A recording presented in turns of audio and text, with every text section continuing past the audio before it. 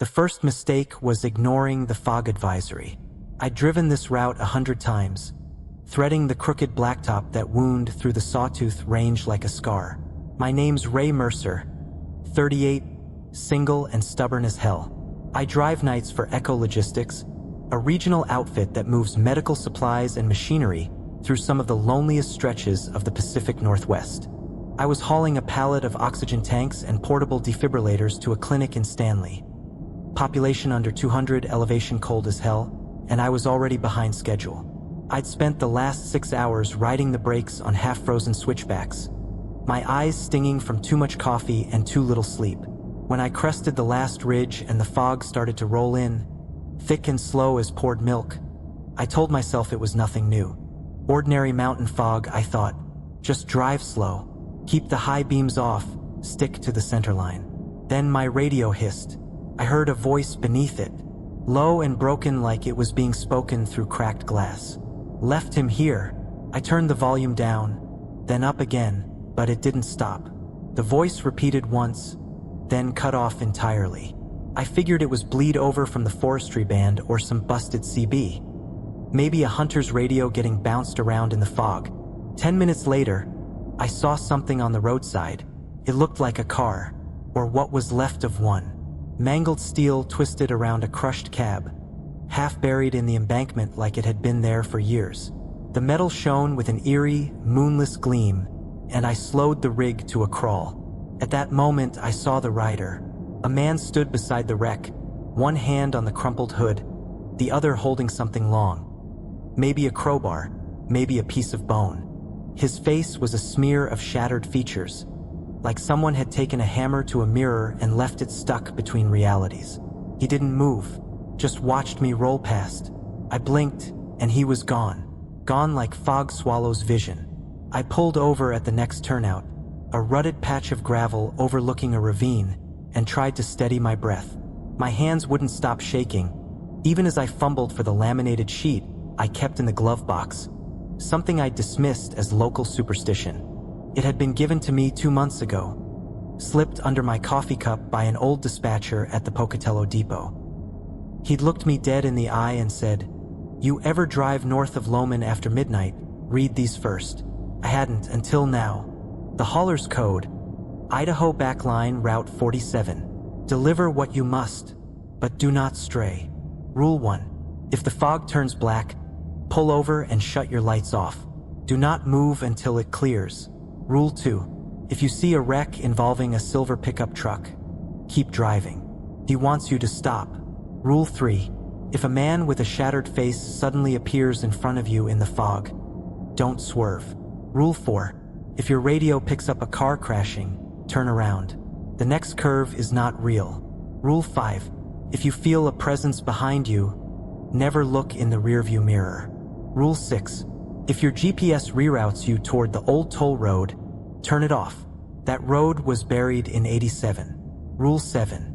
If you see a man on a motorcycle with a broken helmet, do not make eye contact. He'll try to follow you. Rule 8. If you hear a knock in your trailer and you're not carrying livestock, don't check it. Just keep driving. Rule 9. If your windshield fogs from the inside, hold your breath and count to 13. And most importantly, don't get out of the truck until the fog clears. No matter what happens. My fingers tightened around the list, creasing the edges. I was somewhere between Warm Lake and a Forestry Service outpost that hadn't answered a call since 1998. Riding the backline route with the old diesel grumbling like a tired dog. Midnight had passed, but time lost its meaning out here. It was just me, the rig, and the long curl of blacktop sliding beneath the tires. I began to notice how the fog was changing. I'd been threading through pale mist since a little before Cascade. Thin, drifting layers that came and went like breath on a mirror. But this was different.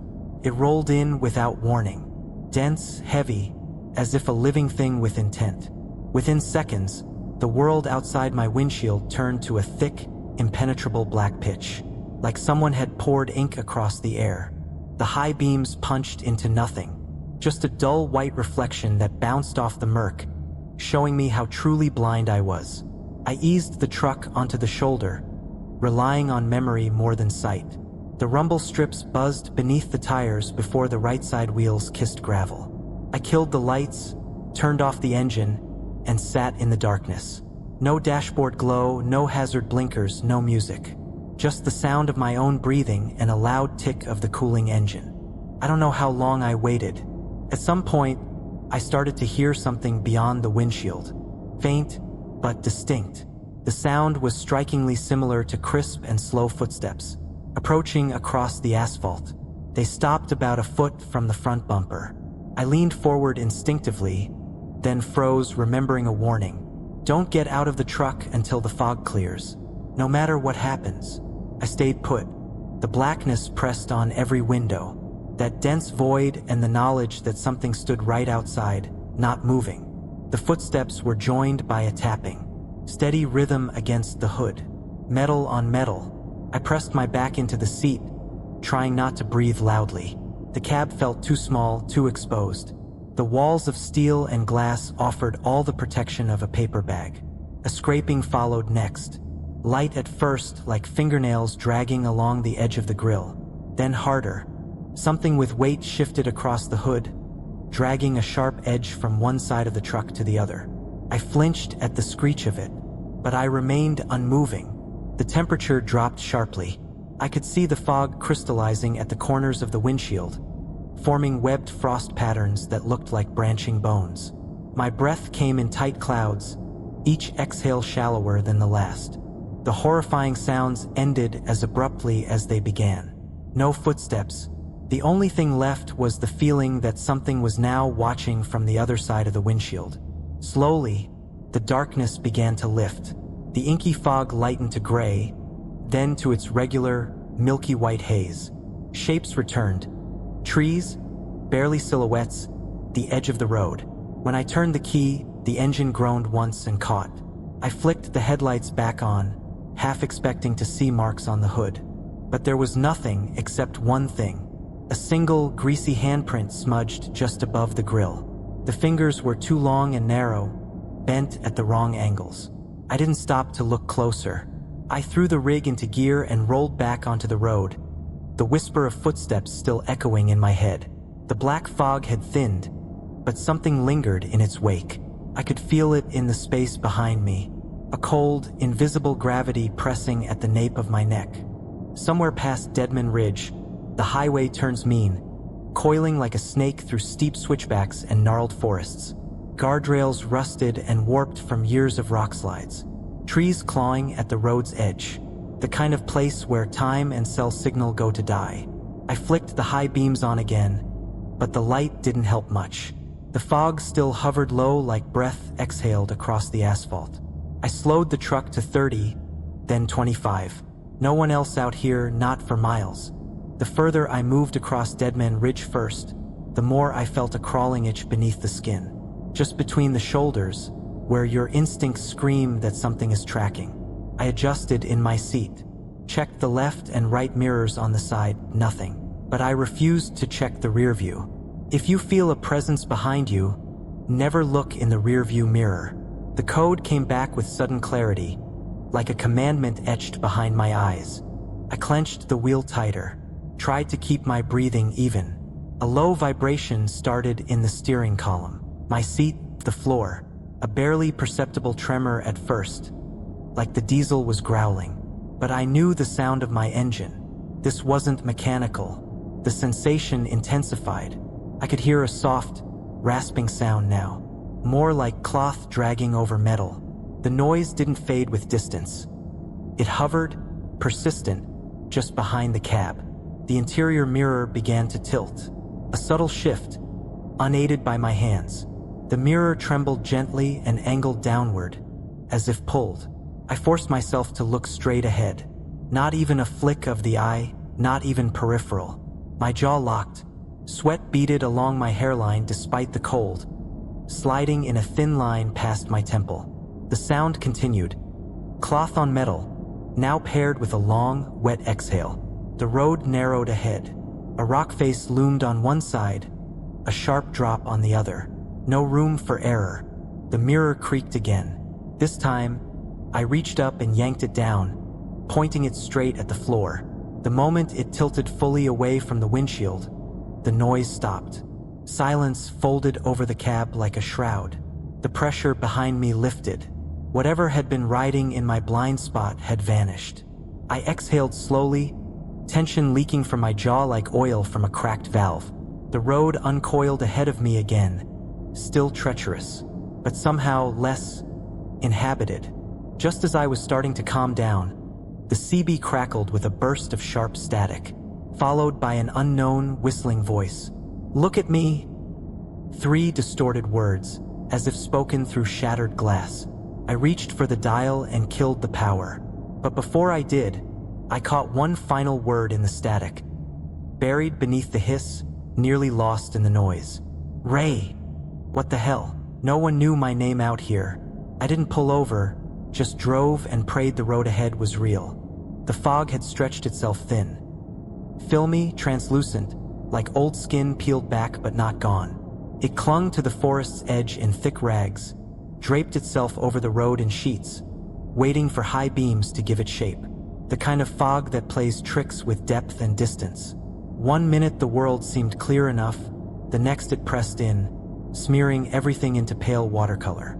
I kept my eyes on the yellow center line, fingers resting on the wheel like I could feel vibrations from it. The road's pulse, the truck's breath.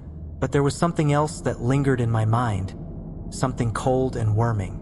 The voice that called me by name. I hadn't told anyone my route tonight. Not dispatch, not the gas station girl who always asked what I was hauling. Not even my ex when she called, drunk and mean, asking if I'd ever make something of myself. No one knew I was on Route 47.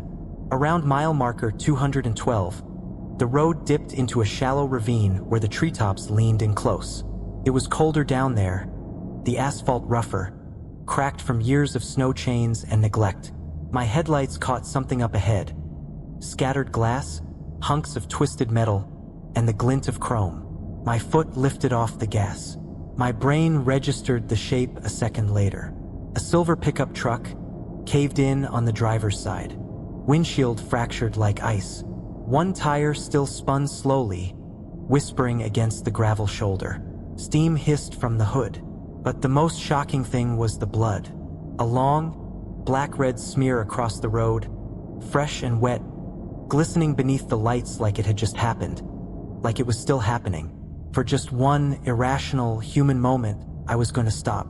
Fortunately, the rules kicked in on time. If you see a wreck involving a silver pickup truck, keep driving. He wants you to stop. I snapped back to myself so fast I nearly jerked the wheel. The truck lurched forward, tires groaning as I crossed the broken glass. My side mirror caught something then, something half-seen. Figure, standing just beyond the wreck, bathed in shadow and mist. A man, or what once had been. His legs were wrong, bent backward at the knee like a spider's, his head lolled to the side, as if barely attached. The entire left side of his face was gone, peeled away in a wet ruin of red and glinting bone. He watched me pass. As I tore past the scene a few seconds later, something struck hard the back of the trailer. The whole truck bucked. I felt it in the seat like we'd hit a speed bump the size of a corpse. I didn't slow, just stared dead ahead and whispered to myself, "It's not real, it's not real, it's not real." But in the rear view, I tilted it back up without thinking. I saw the silver truck, its crushed hood and shattered windows, following me, floating inches off the asphalt. No tires, no driver, just drifting along in the fog like a shark below the surface. After another blow to the trailer, it suddenly disappeared without a trace. The only thing left was the smell. Burnt metal and something fouler, like rot and heat. The sense of panic steadily intensified. At some point, I felt an overwhelming urge to jump out of the car and run for the hills. Thankfully, I was able to keep my cool and avoid making any foolish mistakes. The radio had been dead for the last hour. No static, no music, not even the low hum of a forgotten frequency. I didn't mind it. After what I'd heard earlier, silence was a mercy. The adrenaline had finally burned off, leaving a residue of unease that wouldn't scrub clean. I gripped the wheel with both hands anyway and told myself I was almost through the worst of it. But then the road began to climb. Backline Route 47 isn't marked for altitude, but anyone who's driven it knows the spine it crawls. Past mile 236, the switchbacks begin. Sharp, shoulderless turns cut into the shale like someone took a blade to the mountainside. There are no guardrails, no emergency lanes. Just a 1,000-foot drop into pine-flecked black. It was there, crawling up that skeletal ridge, that the radio spoke again. A metallic shriek ripped through the speaker. The sound of metal folding, glass exploding, rubber being torn away from pavement. The unmistakable sound of a car dying violently and fast. My heart climbed into my throat. I reached for the volume knob with one shaking hand. The crash echoed again. Screams rose in the background, twisted by the feed, warped like drowning voices under ice. I turned the radio off, but it didn't stop. The sound kept coming from nowhere. As I rounded the next bend, the road curved gently to the left, or at least it looked like it did. The memory clicked, sharp and brutal. If your radio picks up a car crashing, turn around. The next curve is not real. My right foot hovered over the brake.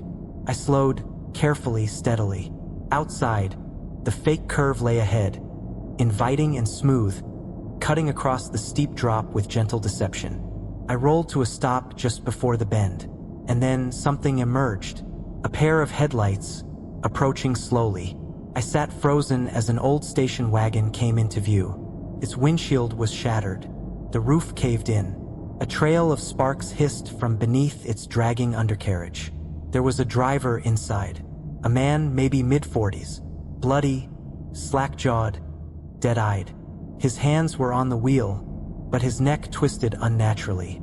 Broken. He passed by without acknowledging me, vanishing into the bend as though it were real. A second later, there was no road beneath him.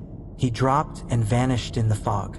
I threw the truck into reverse, carefully guiding it back down the slope to a wide turnout I'd passed minutes before. The hairpin curve didn't appear on the GPS. It didn't exist. Just a mirage meant to lure me into gravity's waiting mouth. By the time I got the truck turned around and back on the real path, the sky was eating itself. Clouds churned overhead, thick and low, like bruises spreading across skin. The moon had long since vanished behind the fog, and even my brights now felt like they only lit a few feet ahead, like the darkness was absorbing more than just light. I'd cleared the switchbacks and coasted onto a stretch of broken blacktop bordered by skeletal trees. On the map, this was just past Mule Tooth Pass.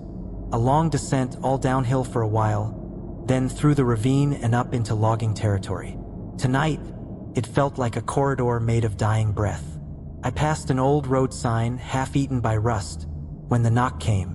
I felt it through the floor of the cab, a dull rhythm from the rear, almost polite. I blinked hard, knuckles whitening on the wheel. The trailer, an old, rattling steel box, was supposed to be filled with pallets of oxygen tanks and portable defibrillators. Shit, I wasn't carrying anything that could make such sounds. Then 3 more knocks. I repeated the rules silently like a catechism. If you hear a knock in your trailer and you're not carrying livestock, don't check it. Just keep driving. Something about that phrasing had always unsettled me, as if the act of knowing, of seeing, gave it away in. So I kept driving, but the knocks kept coming, like fingertips, tap dancing in intricate patterns across the inside of the metal. Something shifted in the trailer. The slight tug of weight redistributed. A sudden lean to the left. A presence pacing in the back, dragging its fingers across the walls. Long, dry scratches echoed faintly through the steel. I pressed harder on the gas, the road warping under my tires, the pines blurring past. I wanted to put space between myself and whatever had crept into the back. I didn't care if it was a ghost, a hallucination, or something old and unspoken that had crawled into the cargo hold during the blackout fog. I just knew I had to keep moving. From the trailer, I heard a flat, cold voice. "Pull over, man. Just for a second. You should see what it is." My fingers curled tighter. My chest ached with held breath. "Don't you want to know?" It asked again, softer now, almost friendly. "What you're carrying?" I turned the volume up on the radio just to drown it out, even though it felt like letting another thing in. Anything was better than that voice. Suddenly, A heavy thud shook the entire truck, like something had thrown itself against the trailer wall. Metal groaned. The back door creaked slightly, as if the latch was giving way. "No," I whispered. "You don't exist, you can't fool me." The voice behind me laughed, and the knocking ended all at once. The scratching ceased, the air settled again. The fog began to dissipate entirely. When I finally pulled into the remote way station outside Dunrail, I forced myself to check the rear. The back door was still sealed, lock intact, but the inside walls were covered in handprints, each one small, thin, pressed from the inside out, and all of them had the same thing in common. Every hand was missing the little finger. I left the way station behind like it was a crumbling fortress, just a flicker in the side mirror, swallowed by trees. The highway had reduced now to a lonely, winding ribbon that wove between ancient rock walls and dead pine groves. The moon didn't show herself, and the fog had returned, thin this time, veiling the world in gauze instead of drowning it. But there was something cruel in its silence, as though it were waiting for permission to strike. I kept my eyes on the center line when my windshield began to fog from the inside. At first, it was a faint smudge, the kind you get when you breathe too close to cold glass. As I reached to check the vent, it bloomed. A dense, milky sheen crept across the interior glass like frost under skin, spilling from one corner to the other until I couldn't see the road at all. Just a glowing blur ahead, shapes twitching in the shadows. For a moment, the sensation was like being sealed inside a lung. I didn't try to wipe the glass. I held my breath and started counting. 1. The truck seemed to grow quiet around me, engine hum softening into a low drone. 2. The fog thickened, shapes pressed against it. 3. A nose, flattened against the glass, bloodless and smeared, the skin around it twitching. 4. I gripped the steering wheel tighter, heart hammering. 5. The face leaned in, its eyes were white. 6. Its mouth moved without a sound. I watched it form the word, breathe. 7. Something scratched against the passenger window. 8. My focus tunneled, locked on the numbers spiraling through my head. 9. The face outside smeared downward, dragging its chin along the glass, stretching impossibly long. 10. The fog pulsed, rippling like a membrane. 11. My chest felt like it would split open. I could hear my heartbeat in my ears, the wheel slick with sweat. 12. More figures appeared, pressing against the cab. 13. The windshield cleared in an instant, a stretch of broken white lines disappearing into moonless dark. I let out a gasp and coughed into the steering wheel, lungs seizing like I'd been punched. The heat vent clicked on by itself. Warm air filled the cab, curling through the space beside me. I looked to my right, my side mirror showed a second set of headlights, trailing too close, and I hadn't passed anyone in miles. The road sloped upward in a lazy incline. That second set of headlights behind me had vanished around the last bend, but something told me it hadn't really gone. I'd switched off the heat, not eager to tempt the rules again. Cold crept in through the seams of the doors, the vents, until it soaked into my bones. But cold was better than any company out here. The temporary calm was interrupted by a low growl, rising from the dark behind me, like gravel in a blender. Then a single, high-pitched whine of acceleration climbing fast. I checked the mirror. It was a single, flickering red tail light, swerving and weaving, accompanied by a shrieking engine that sounded like a chainsaw married to a scream. A motorcycle gaining. I clutched the wheel tighter, fighting the instinct to slam the gas. Panic was the easiest way to die out here, and somewhere in the storm of instinct and dread, a rule surfaced from memory. Rule 7. If you see a man on a motorcycle with a broken helmet, do not make eye contact. He'll try to follow you. A sign ahead flashed by in my high beams. Switch back next 3 miles. Speed limit 15. I eased into the turn. My lights traced the curve of the road, revealing sheer rock on one side, a ragged drop on the other. The biker's engine screamed behind me.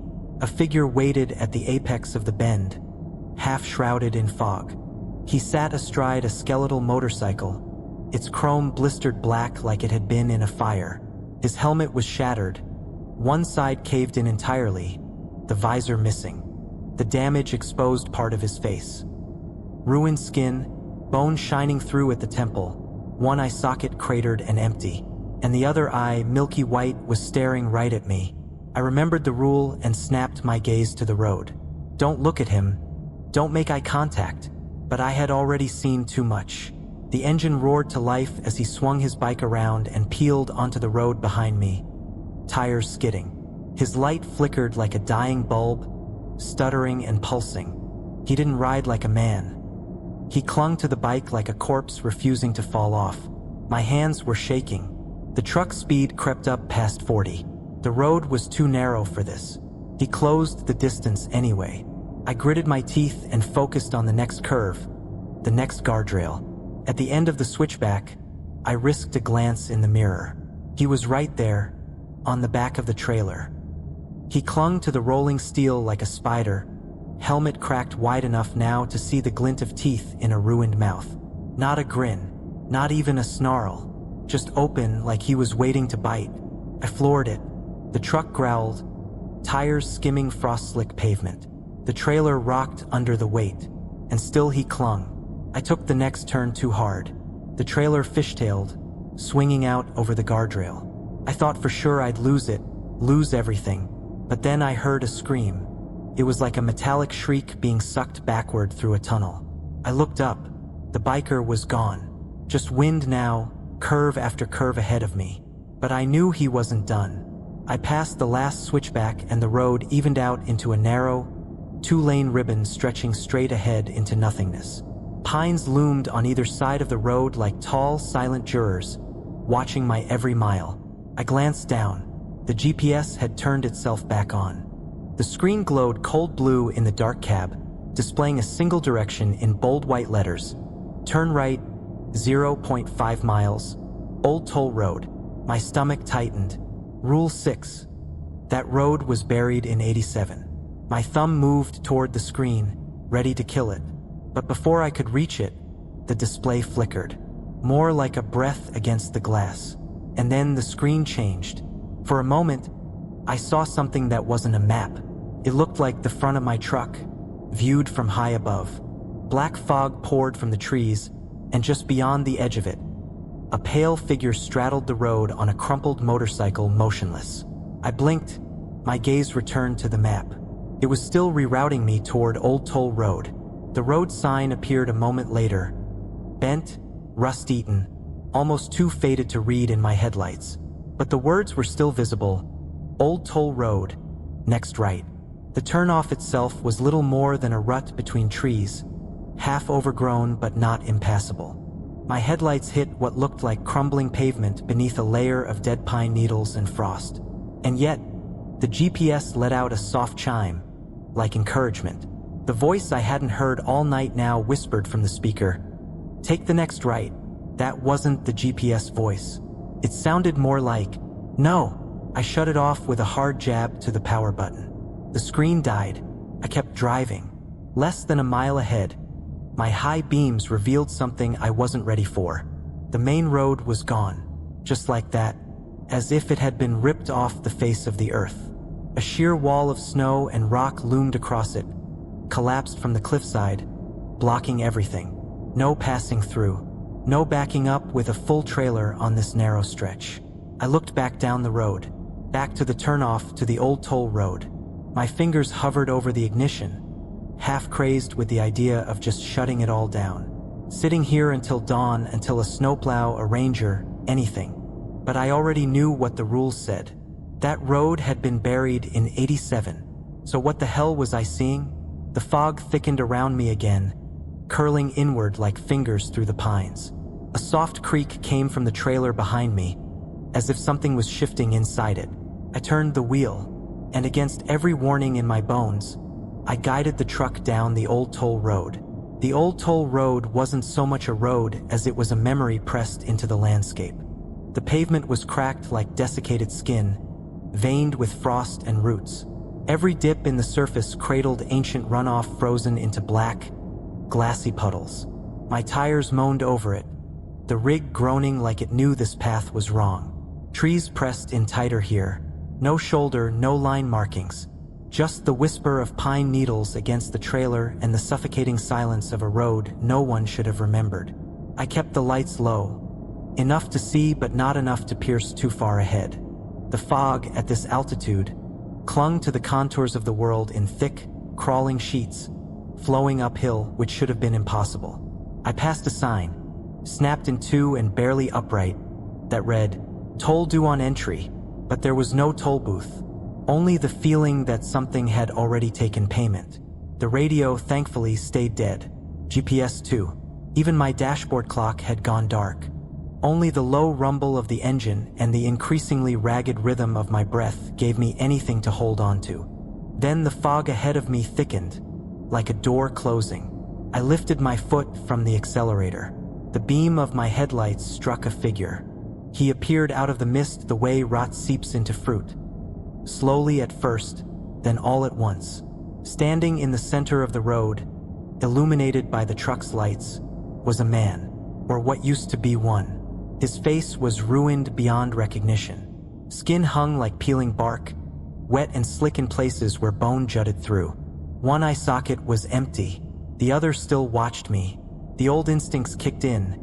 Slam the brakes, veer, avoid.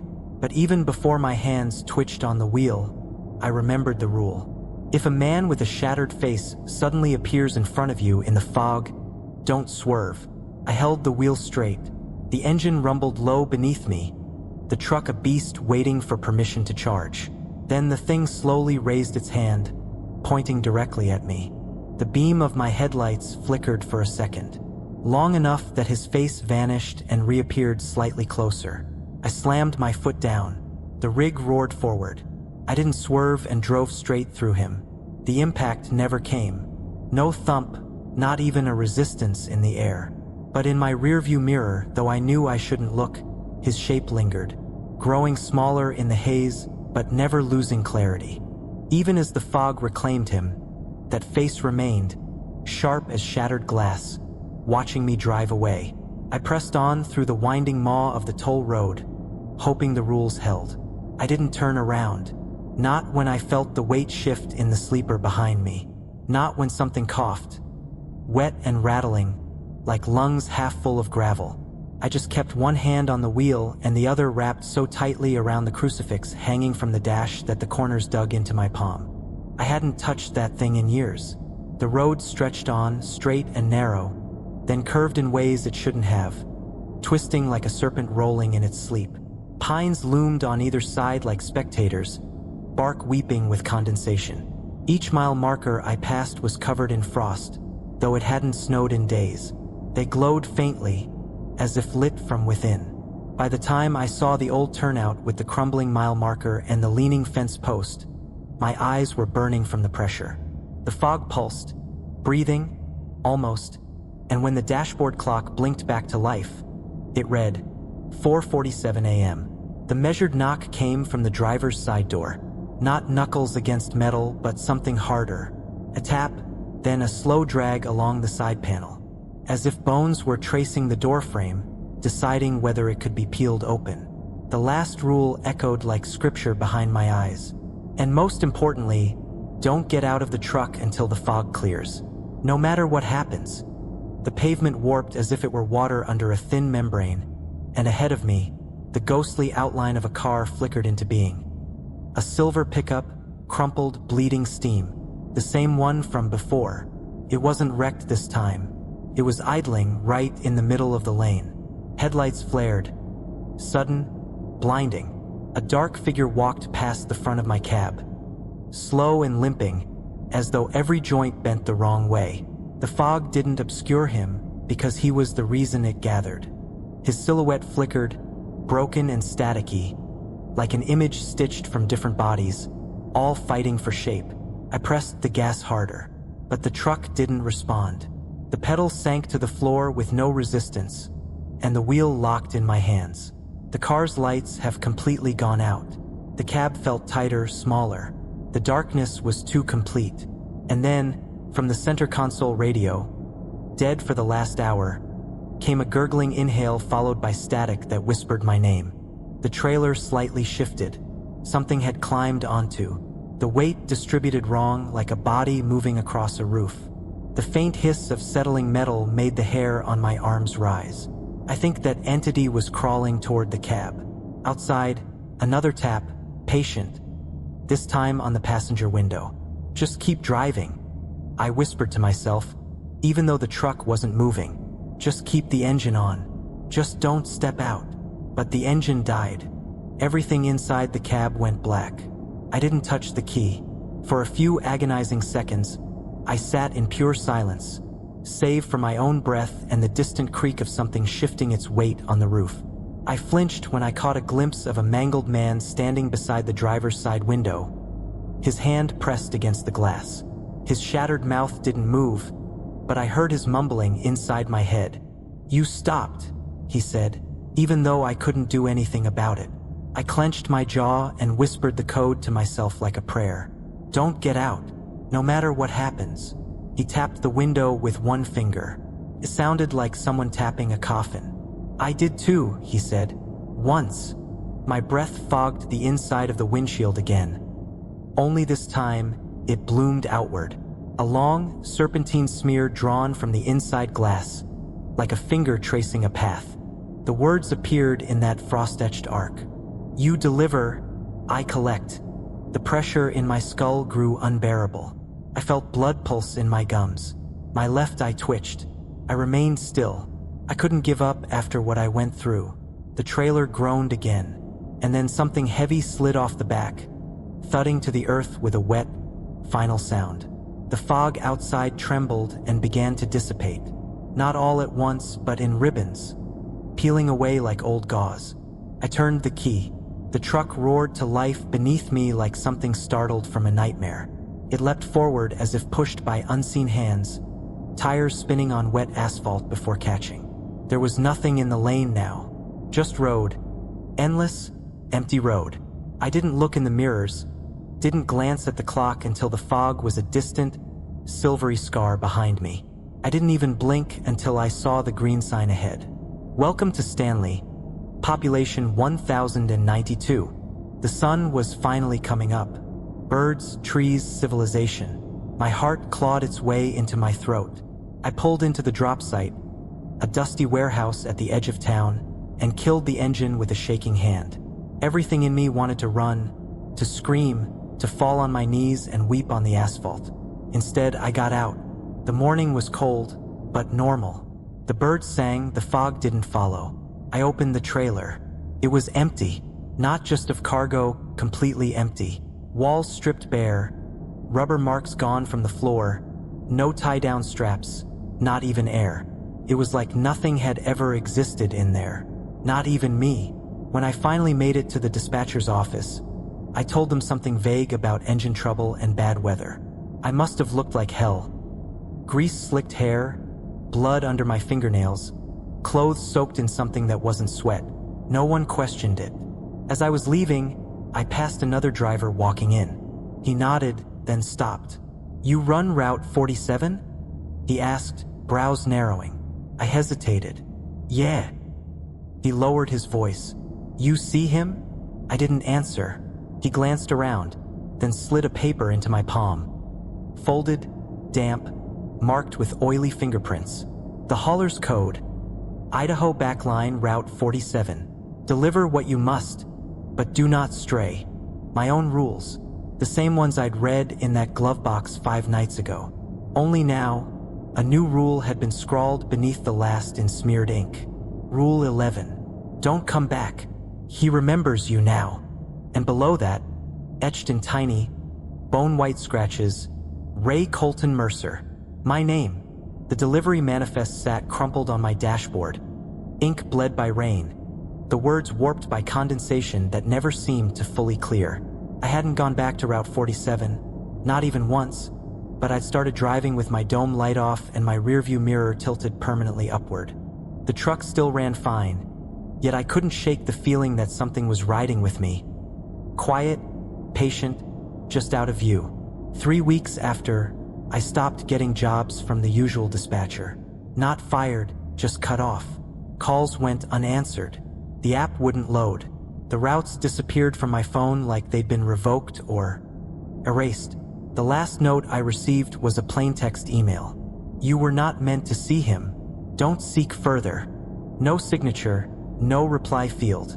A week later, a black SUV parked outside my house at 3:47 a.m., just idled there until I drew the blinds and turned off every light.